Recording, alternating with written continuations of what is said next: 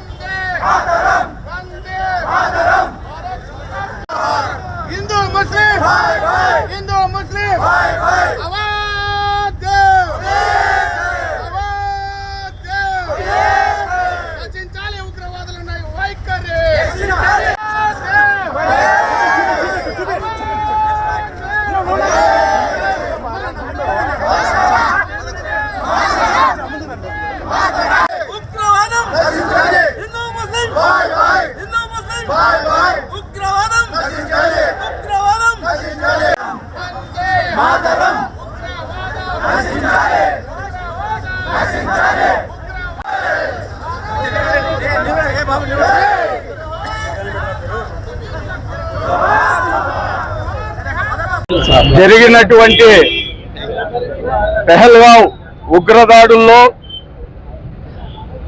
దాదాపుగా 28 మంది మరణించడం జరిగింది. యావత్ భారతదేశము ఉలిక్కిపడిన క్షణమది. ఎందుకంటే గత 5-6 సంవత్సరాల నుంచి ఎటువంటి ఉగ్ర కార్యకలాపాలు భారతదేశంలో తగ్గిపోయిందా సడన్ గా ఆ ఇన్సిడెంట్ జరగడం అనేది చాలా బాధాకరమైన విషయం.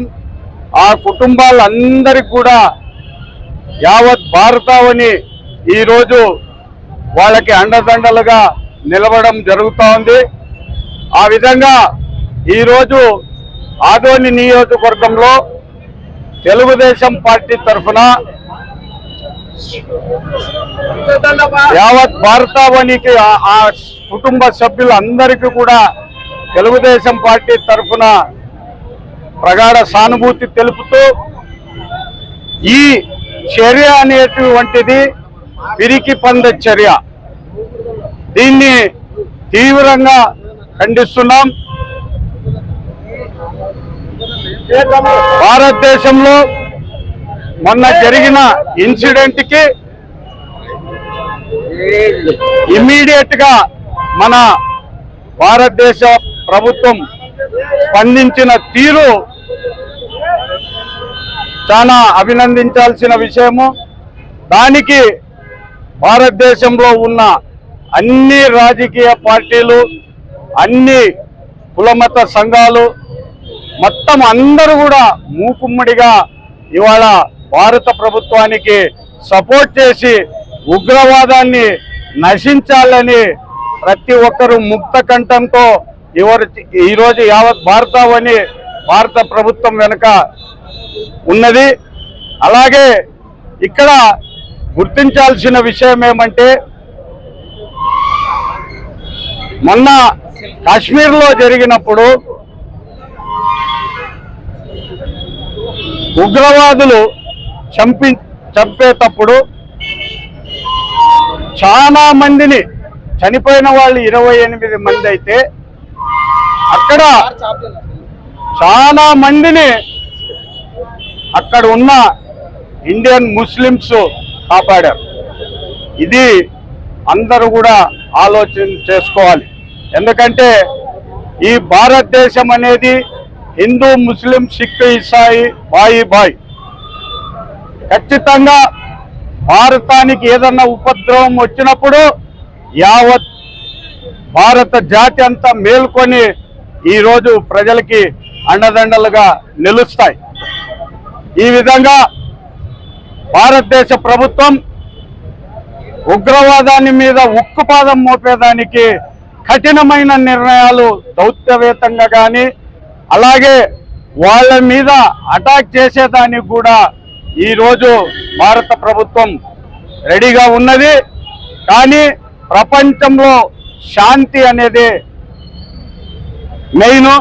ఆ శాంతి, ప్రపంచంలో శాంతి తీసుకురావాల్సిన జవాబారి కూడా సమైక్య దేశం మన భారతదేశం మీద ప్రపంచంలో కూడా ఉన్నది. కాబట్టి భారతీయ ప్రజలు మనోభావాలు దెబ్బతినకుండా కౌంటర్ అటాక్ జరుగుతూ, అలాగే ప్రపంచానికి భారతీయులంటే శాంతిని కూడా మేల్కొల్పే వాళ్ళని చెప్పి ప్రపంచానికి తెలిసేటట్టుగా పాకిస్తాన్ చేస్తున్నటువంటి దుశ్చర్యని ప్రపంచ దేశాలకి సాక్ష్యాలతో సహా వాళ్ళకు చూపించి ఆ పాకిస్తాన్ని ఇటువంటి కార్యకలాపాలు చేయకోకుండా, ఉగ్రవాదులకి సపోర్ట్ చేయకోకుండా, వాళ్ళకి దౌత్యవేత్తంగా కానీ వాళ్ళకి ఆర్థికంగా కానీ అన్నిటినీ క్షీణపరిస్తే ఓవరాల్గా ఈ సమస్యకి సర్దుబాటు జరుగుతుంది.